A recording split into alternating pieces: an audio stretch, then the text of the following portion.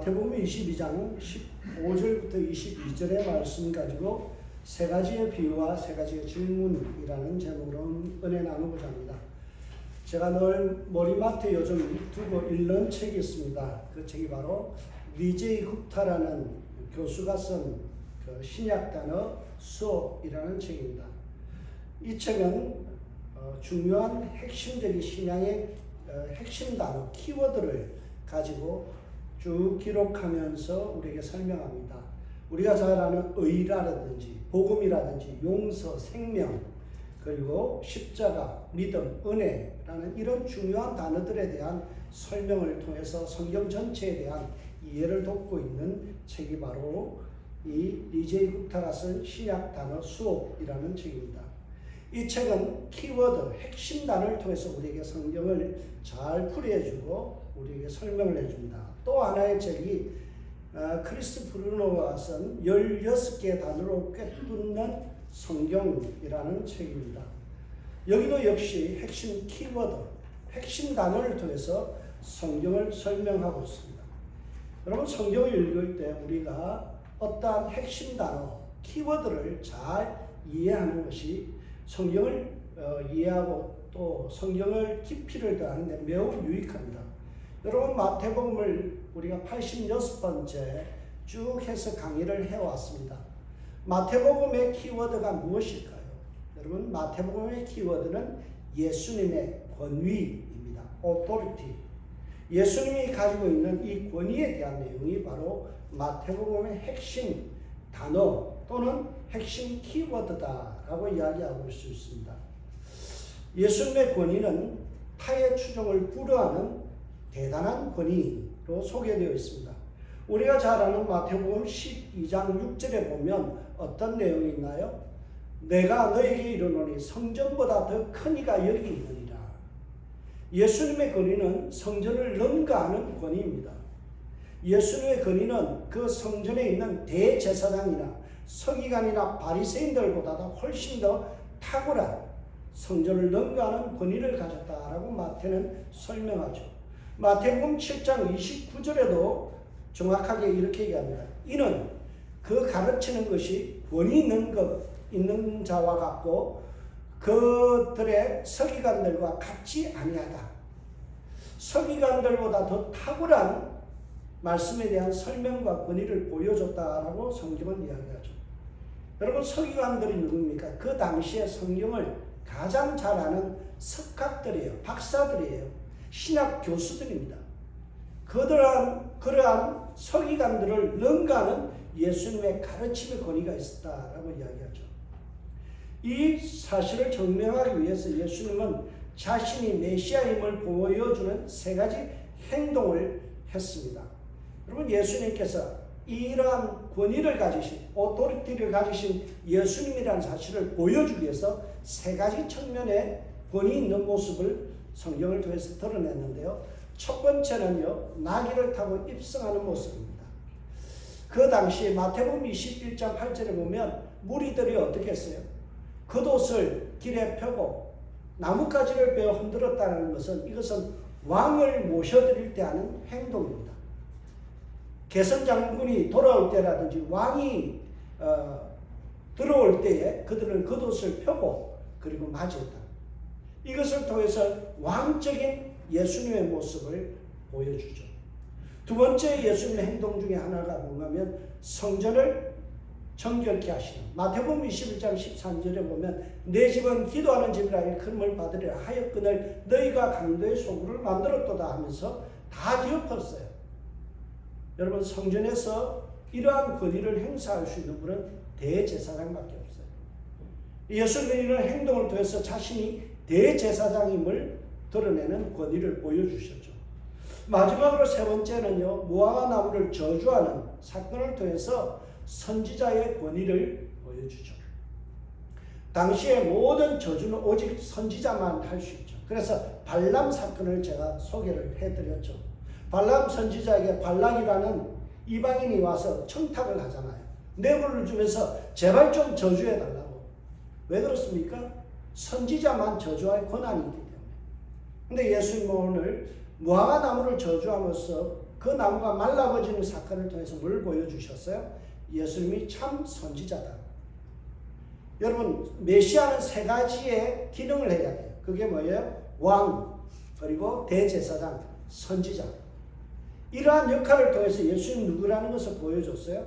예수님이 참된 메시아이다, 구원자이다, 그리스도라는 사실을 분명하게 드러냈죠. 이렇게 예수님의 권위를 드러냈는데 군중들과 그리고 제자들 그리고 여기에 있는 성전에 붙어있는 서기관들이나 대제사장들은요, 예수님의 권위를 인정하지 않아요.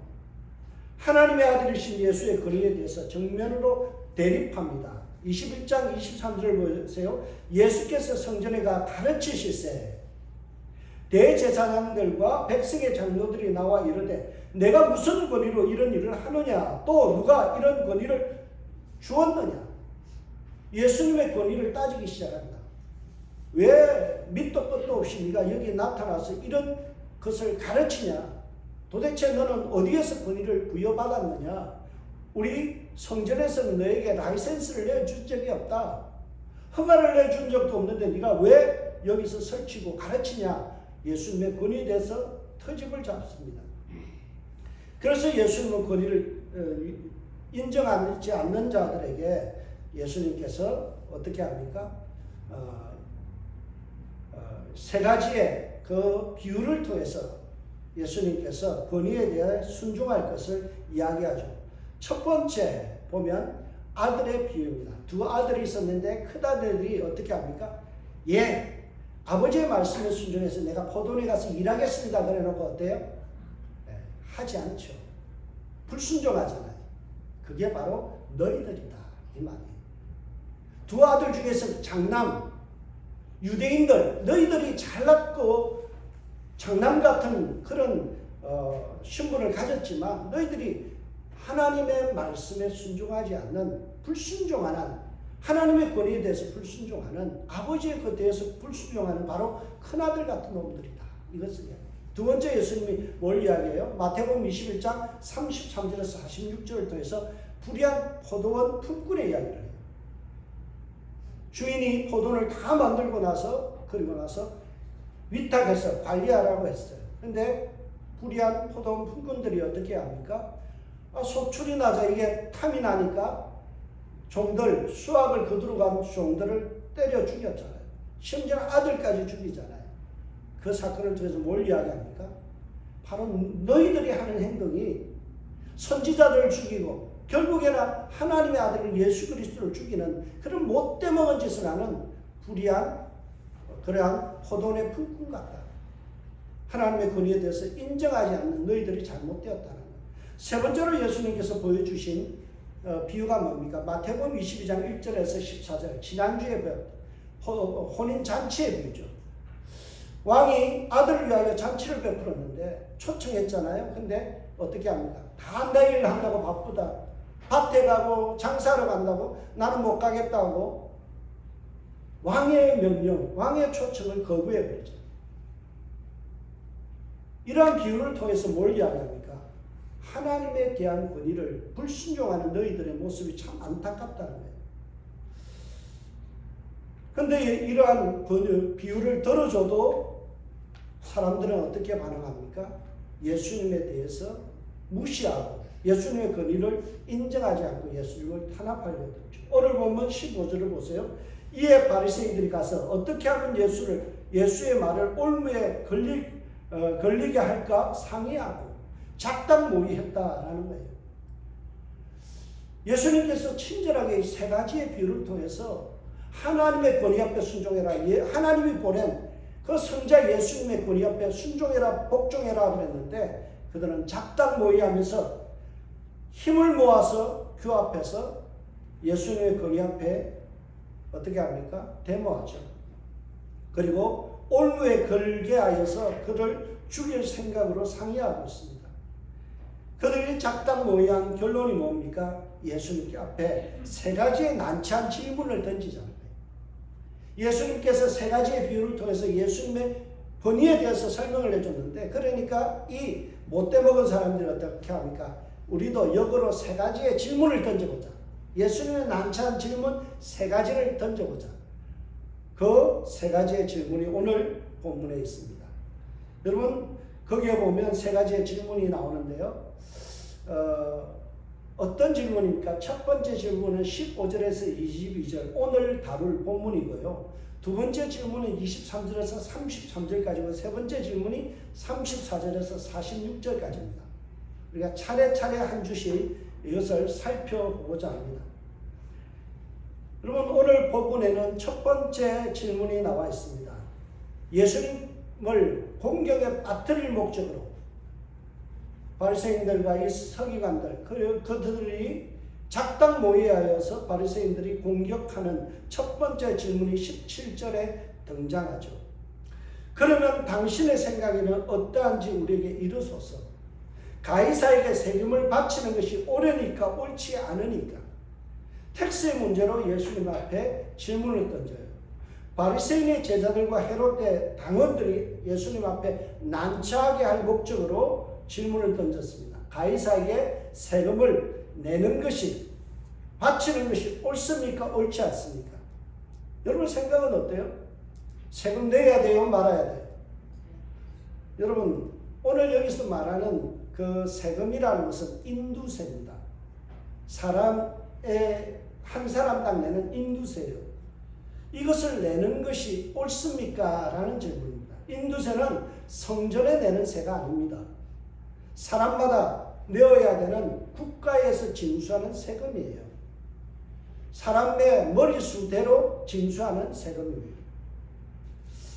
그런데 이 세금을 내는 것이 옳으냐라고 지금 질문을 던지고 있습니다. 여러분 가만히 생각해 보면 이 질문은 겉으로 보기에는 매우 어렵지 않은 질문입니다. 여러분 국민이라면 백성이라면 누구나 텍스를 내야 돼요. 텍스 안 내는 사람 없잖아요. 모두가 텍스를 내야 돼요. 자기가 인컴이 있고 태어나서 이제 살아가다 보면 나라에 텍스를 내는 것은 세금을 내는 것은 너무나 당연한 일이죠. 그런데 이들은 이 질문을 던진 어떤 저희가 있죠. 잘못된 그들의 마음속에 있는 아주 간교한 생각들이 있어요. 여기에 함정이 있습니까? 함정이 있어요. 여기에 보면 옳으니까 라는 이 단어가 매우 중요한 단어예요. 여기에 옳으니까 라는 단어가요. XST 원문에는 XST 하고 되어 있는데요. 옳습니까? 라는 이 말은요. It is allowed. 허용됩니까? 허락됩니까? 라는 질문이에요. 무엇에 허락되고 무엇에 그리고 허용됩니까? 라는 질문일까요? 그것은 바로 율법에 허용됩니까? 라는 질문. 이 질문은 예수님께 세금을 내는 것이 과연 율법적입니까? 율법에서 허용합니까? 라는 질문이에요. 여러분 이 질문은 매우 예수님을 난처하게 하는 질문입니다. 왜냐하면 세금을 내라라고 하면 로마의 과이사의 황제의 상이 이렇게 버젓이 주조되어 있는 이것을 사용해야 된다는 거예요. 유대인들은 이 동전을 내는 것이 매우 불편할 수밖에 없어요. 그 이유를 조금 이따 설명할 건데요. 그렇다고 해서 예수님께서 로마의 동전인 이것을 사용하지 말아라. 텍스를 내지 마라. 이것은 율법을 어기는 것이다 라고 이야기하면 어떤 일이 일어날까요? 로마 정부에서 요주의 인물로 세금 못 내게 하는 이 나쁜 사람으로 찍어서 어떻게 합니까? 반국가 인물로 체제 인물로 선정하여서 예수님을 잡아갈 수밖에 없습니다. 세금을 내라 하면 율법을 어기는 것이 되어지고 세금을 내지 말라 그러면 로마 정부에서 잡아갈 일이 생깁니다. 이것을 우리가 전문용어로 양수겹장 그러죠. 진퇴양난이라고 이야기합니다. 이들의 질문은 매우 교활한 질문입니다. 예수님을 공격하기 위해서 속내를 숨기고 미사울을 통해서 예수님을 매우 곤란하게 하는 질문이죠. 오늘 본문에 이렇게 되어 있습니다. 16절에 자기 제자들을 헤롯 당원들과 함께 예수께 보내어 말하되 선생님이여 우리가 아노니 당신은 참되고 진리로 하나님의 도를 가르치시며 아무도 끓이키는 일이 없으시니 이는 사람을 외모로 보지 아니하십니다 라고 말하죠. 여러분 지금 그들의 매우 교활한 말재주가 여기 있어요. 부르기는 뭐라고 불러요? 선생님. 그리고 예수님은 참되고 진리를 선포하는 분이다. 하나님의 도를 가르치는 분이다. 이렇게 굉장히 예수님을 띄워줍니다. 그러나 그들 속에는 어떤 말이 있어요? 그것은 매우 꼬투리를 잡기 위한 불편한 진실이 그곳에 있는 거죠. 여러분 입에 발린 말에 쏘가 넘어가지 마시기 바랍니다. 사람들이요 굉장히 교활한 말로 사람을 붕 띄워놓고 어떻게 합니까? 그 사람을 떨어뜨리고 힘들게 하는 말들이 있죠. 그걸 우리는 구밀복금이라고 이야기합니다. 이불은 뿔에 있고요. 뱃속에는 칼을 품고 있다는 거예요. 사람들 중에 못된 사람들이 이런 사람들이 있어요. 살아가다 보면 입으로는 달콤한 말을 해요. 굉장히 나이스한 말을 해요. 근데 그 속에는 뭐가 있어요? 저 사람은 어떻게 해서 지능적으로 골려줄까? 골탕을 먹일까? 생각하는 사람.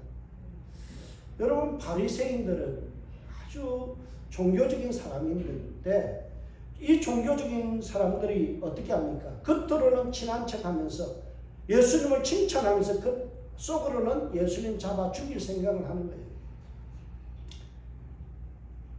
그러나 절대 권위자이신 예수님은 여기에 쏘가 넘어가지 않습니다. 호락호락하지 않습니다. 당하실 분이 아니에요. 18절을 보세요. 오늘 보면 어떻게 되어 있습니까? 예수께서 그들의 악함을 아시고 그들에게 이르시되 외식하는 자들아 위선자들아 어찌하여 나를 시험하느냐라고 예수님께서 단호하게 호통을 치십니다. 거룩한 척하면서 뒤로 호박씩 가는 너희들은 나쁜 놈이다. 두 얼굴의 사나이라는 거예요. 마태는 특별히 오늘 본문에서 너 나를 시험하느냐라는 이 단어를 통해서 우리가 읽었던 본문을 소환합니다. 마태복음 4장에 보면 예수님을 시험했던 마귀들이 나오죠. 사탄이 나오잖아요. 위선자들 두 얼굴을 가지고 앞에서는 아주 친절한 척하면서 뒤에서는 딴말 하는 사람들, 뒤통수 때리는 사람들, 위선을 떠는 사람들, 나에게 다가올 때는 나이스하면서 뒤에서는 욕하는 사람들, 이런 위선자들을 뭐라고요? 너희들은 마태복음 4장에서 이야기하는 사단의 졸개들과 진배없다라는 거예요.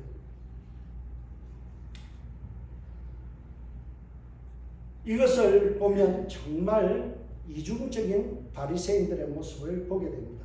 가면을 쓰고 온갖 감언 이슬로 자기를 포장하지만 실상은 속에서 아주 음흉한 생각들, 썩은 구린내 나는 그런 생각들을 품고 있는 거죠. 겉으로는 백성을 생각하는 척합니다. 우리 텍스 안 내도 되는 거 아닙니까? 가난한 사람들이 텍스 내기에는 너무나 힘든 삶이지 않습니까? 겉으로 보면 그럴싸하죠. 그런데 그들이 이러한 질문을 던진 이유는요, 예수님을 쓰러뜨리기 위한 어떤 전략으로서 했던 말일 뿐이에요. 그래서 구밀복금이라는 그런 모습들을 보여주죠. 여러분 사람이 살다 보면 참 나쁜 사람들을 만납니다. 그런 사람들을 우리는 양두구육이라는 단어를 씁니다. 양두구육이라는 말은요, 양의 머리를 내걸고 그리고 파는 것은 개고기를 판다라는 중국 속담에서 나온 말입니다. 양두구육. 겉다르고 속다르다는 거예요. 겉으로는 거룩한 척하면서 속으로는 어때요? 아주 나쁜 생각을 품고 있다. 여러분, 저는 우리 교회 사람들이 좀 솔직해졌으면 좋겠어요. 앞에서 하는 말과 뒤에서 하는 말이 다르면 그리스도인이 아니에요. 항상 우리는요, 속과 겉이 같아야 돼요. 마음이 청결해야 돼요. 근데 바리새인들, 이들은 어떻습니까? 전혀 그렇지를 못했다는 거예요. 바리새인이 누굽니까? 악에서 떠난 사람들이에요. 바리새라는 말이요, 헬라어 파라사이오스라는 단어에서 온 말이에요. 이 파라사이오스는요, 히브리어 구약의 페루심이라는 단어를 헬라어로 번역한 말이에요. 페루심이라는 말은 파라쉬라는 단어에서 온 말인데요. 분리하다. 뭐로부터 분리해요? 사악한 것로부터 자신을 분리하는 거예요. 더러운 것들로부터 자신을 분리하는 거예요. 이게 바리새인들이에요. 여러분, 악하고 더럽고 추한 것으로부터 자신을 분리하겠다는 사람들이, 그 제자들이 하는 형태는 어떻습니까? 더 추악해요. 더 못된 짓만 골랐어요. 율법에 깨끗하지 않는다는 것은 하지 않기로 작심한 사람들인데요.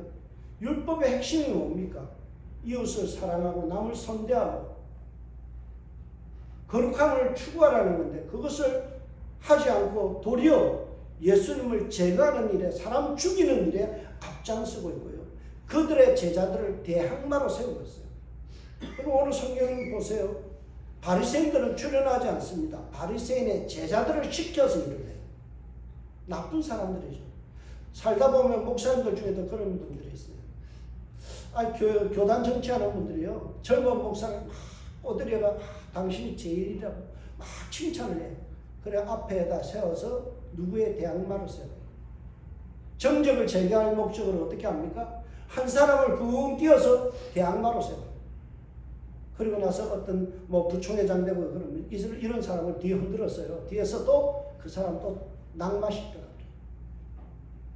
저는 그런 것들을 보면서 참 어떤 생각이 들었냐면 양아치다, 그런 생각이 들어요. 여러분, 우리가 요즘 표현으로 생양아치 그런 말을 합니다. 여러분, 양아치란 말을 아세요? 들어보셨죠? 양아치라는 말은요, 아치라는 것은 원래 강원도 사투리예요. 아치라는 것은 어떤 뜻이고 어떤 무리들 그런 뜻이에요. 양이라는 말은 뭘까요? 양놈. 서양인들, 여기 앉아있는 분들은요 다 양아치입니다. 왜요? 미국 시민권자이기 때문에. 저를 빼면요 거의 다 시민권자잖아요. 한국 사람들이 볼 때는 어떻습니까? 양아치라는 말은요 서양아치, 서양에서 하는 짓거리를 한다. 왜요? 우리 한국 사람들은, 양반들은 비가 와도 어떻습니까? 뛰지 않잖아요. 근데 서양인들은 막 비 오면 뛰어가거든요. 저런 양아치 짓들 한다는 거예요. 여러분, 서양 사람들이 막 테니스를 쳤잖아요. 그러니까 정부를 하니까 양반들이 뭐라 했는 줄 알았어요? 저래 힘든 거는 밑에 하인들이나 시키지, 왜 땀을 뻘뻘 흘리고 저 양반들이, 양반도 아닌 쌍놈들이 저렇게 뛰어댕기냐 그랬대요. 거기서 나온 말이 양아치, 생양아치지. 문화에 맞지 않는 것, 전통에 맞지 않는 짓을 하는 것을 양아치라고 합니다.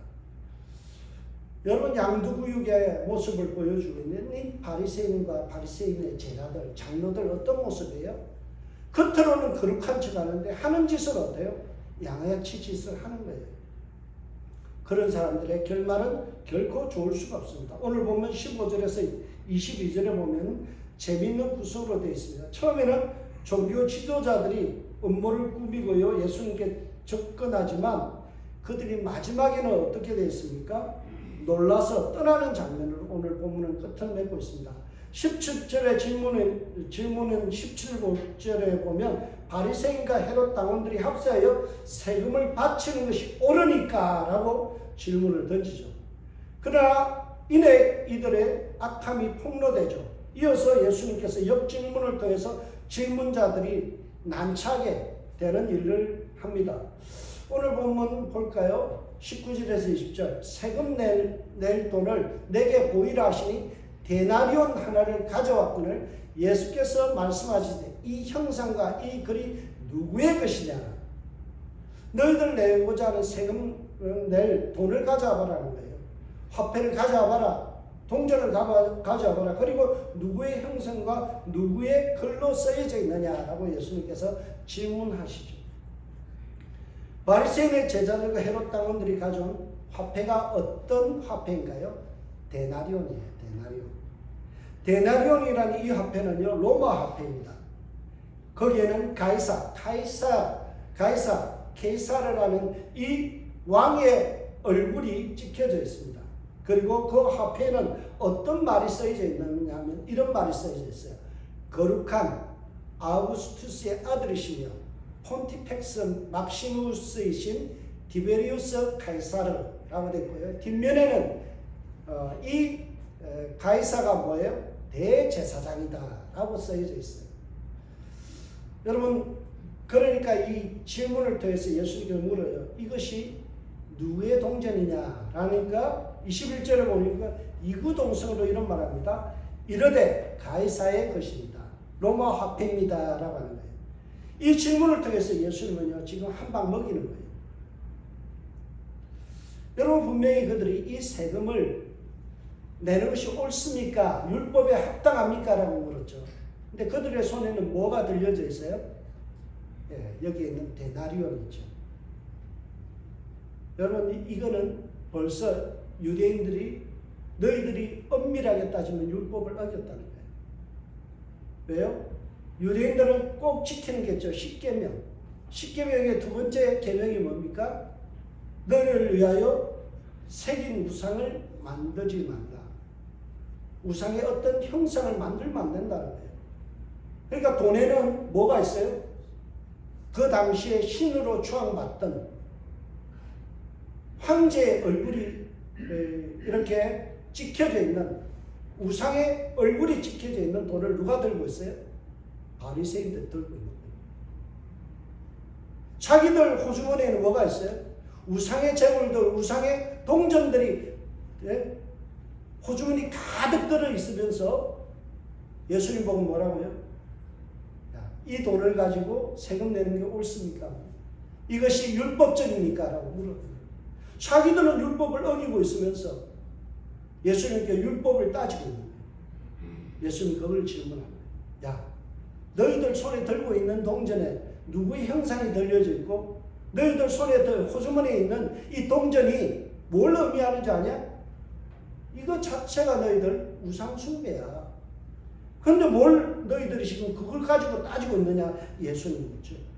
하물며 뭐라고요? 그 뒷면에 쓰여져 있는 것이 대제사장이라고 쓰여져 있어요.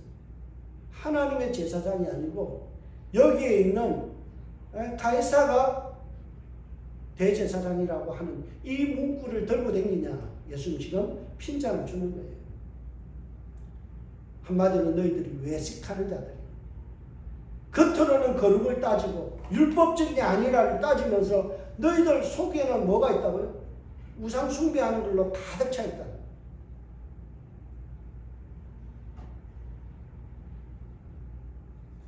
따지기를 시작하면 너희들이 먼저 어겼다라는 거예요. 율법을 따지고 있는 너희들이 벌써 율법을 범하고 있다는 거예요. 그러나 예수님은요, 오늘 본문을 통해서 또 이야기를 합니다. 사실 이것은 비본질적인 문제야. 동전에 이것을 새겨져 있는 것을 율법에 있는 제2계명을 따지면 할 말이 없는 소리지만 사실 이 동전을 쓰고 안 쓰고는 그렇게 중요한 문제가 아니라는 거예요. 왜요? 여러분들도 전부 다 지폐를 쓰잖아요. 달러를 쓰잖아요. 달러에 뭐가 있어요? 대통령들의 얼굴 있잖아요. 아브라함 링컨의 얼굴도 있고요. 또 조지 워싱턴의 얼굴도 있잖아요.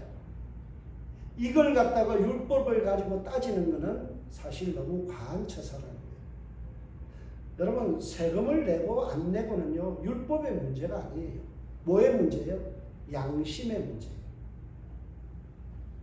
여러분, 세금을 낸다는 것은 이거는 내고 안 내고는 율법에서 내라 마라 하는 게 아니에요. 뭐 하는 거예요? 이거는 양심의 문제죠. 그래서 예수님이 이렇게 이야기합니다. 이에 이르시되 그런즉 가이사의 것은 가이사에게, 하나님의 것은 하나님께 바치라. 예수는 지금 두 가지 측면을 구분하여 이야기합니다. 가이사의 것은 가이사에게 돌려줘라. Give to 가이사라고 되어 있어요. 여러분, 비록 우리가 하나님의 백성이지만 우리가 이 땅에 발을 붙이고 사는 한 어떻게 해야 돼요? 텍스를 내는 것이 양심적이라는 거예요. 식민지 백성으로 살아가는 유대인이지만 너희들이 로마 정부에 텍스를 내는 것은 당연하다는 거예요. 비록 그것이 가이사의 돈, 로마 화폐라 할지라도 그거 쓰는 건 문제 아니라는 거예요. 두 가지 이유 때문입니다. 첫째는요, 우리가 정부의 혜택을 누리잖아요. 여러 가지 복지를 누리잖아요. 도로를 깔아놨으니까 우리가 차를 타고 다니는 거잖아요. 전부 다 누가 한 거예요? 나라가 한 일이에요. 치안을 관리해 주잖아요. 그러니까 어때요? 우리가 텍스 내는 것은 당연한 것이다. 두 번째로 우리가 텍스를 내야 되는 이유는 뭘까요? 베드로전서 2장 13절에서 17절, 로마서 13장 1절에서 7절에 보면 뭐라고 이야기합니까? 세상의 권위, 그것도 하나님이 위임해 준 권위이기 때문에 거기에 따르라는 거예요.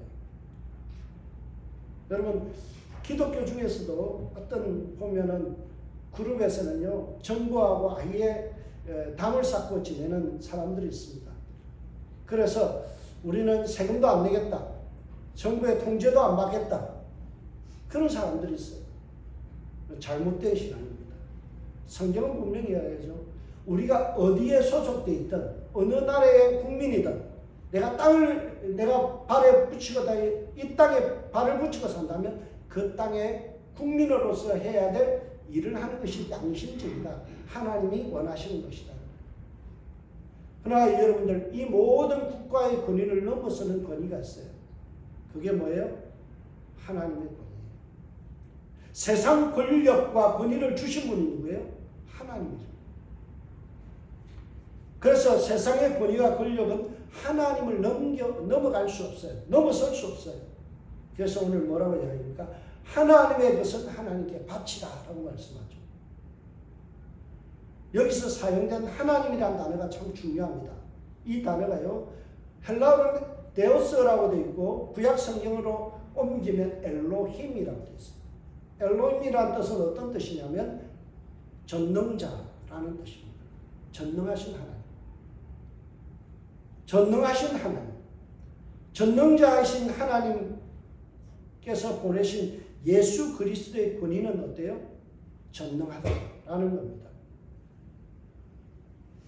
여러분, 왕의 권위는 한시적이고 지역적입니다.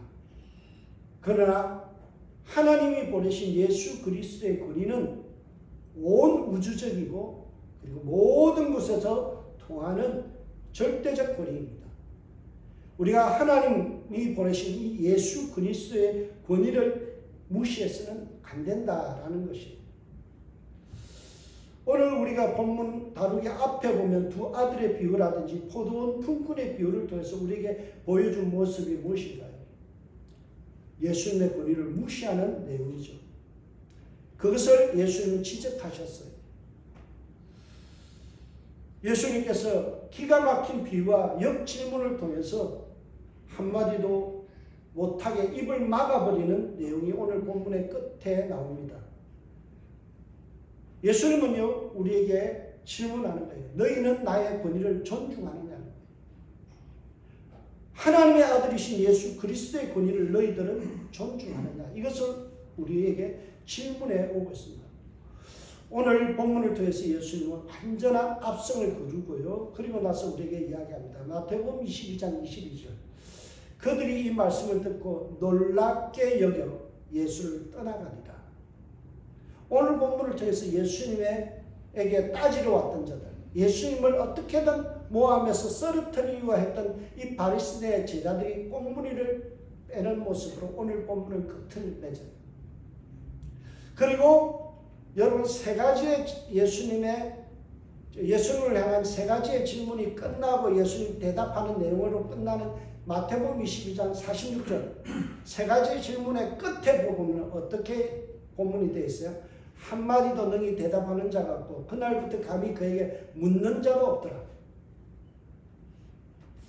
본문은 세 가지의 질문의 마지막을 뭐라고 이야기하는가 하면 그들이 완전히 유구무원, 아무런 말도 못하고 입 닫고 도망쳤다라는 걸로 끝을 냅니다.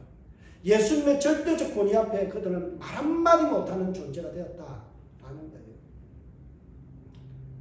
여러분, 오늘 핵심 키워드는 예수님의 권위입니다. 예수님의 절대적 권위 앞에 우리는 순종해야 돼요. 여러분, 우리는 예수님이 모든 땅과 그리고 하늘의 권세를 가졌다라는 사실을 인정해야 돼요. 그래서 예수님 마태복음 28장 19절에서 20절에 뭐라고 합니까? 내가 하늘과 땅의 모든 권세를 너에게 준다라고 말씀하죠. 예수님의 권위는 하늘과 땅의 모든 것을 다스릴 수 있는 권위. 그런데 하물며 먼지 같은 존재인 우리, 죄 많은 우리가 하나님의 권위 앞에서 어깃장을 놓아서 되겠냐는 거예요.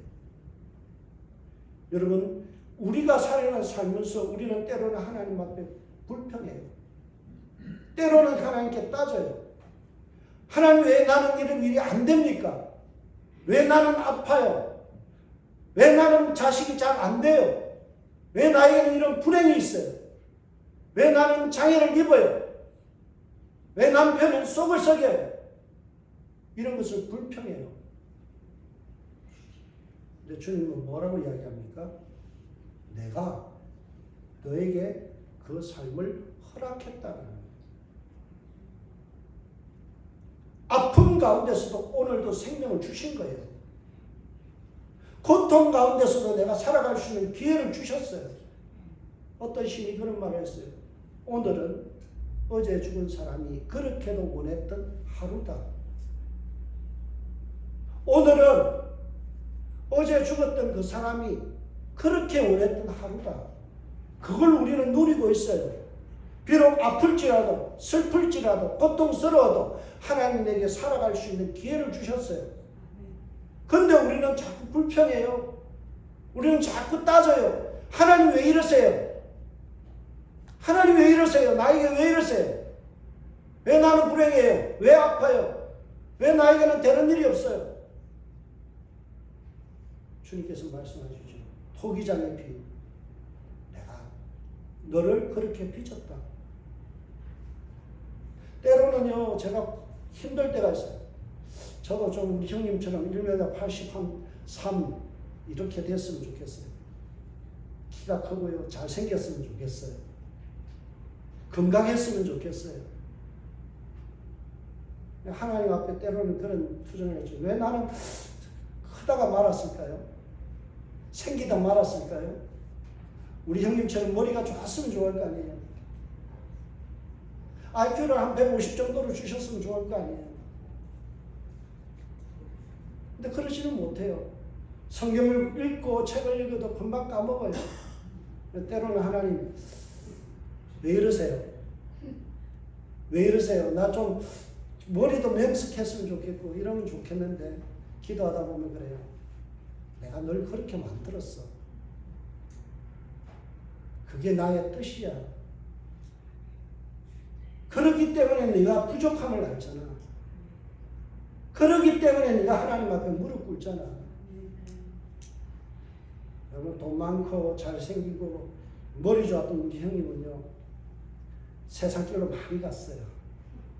그리고 겨우 돌아와서 장로됐어요.